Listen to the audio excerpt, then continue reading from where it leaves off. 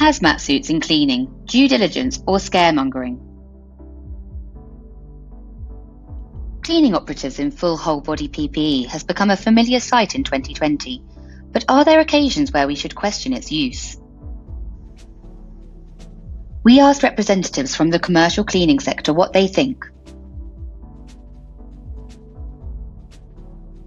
Richard Felton, Corporate Development Director at Pergo Supply Services, feels that some companies are using these images to justify astronomical prices.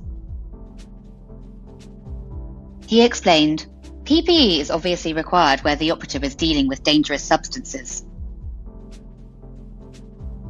We have to stop dealing in fear. Our industry has an obligation to deal in facts and educate clients on what's actually required. Susan Bartholomew, Technical Director at Birkin Cleaning Services, doesn't feel that hazmat suits are overused. Bartholomew states that although the cleaning industry is now much better informed about the virus, the public may still need to be reassured. She told us, they are both a reassurance for the wearer and also for the user. It is all about restoring confidence. A spokesperson from the British Institute of Cleaning Science provided their viewpoint.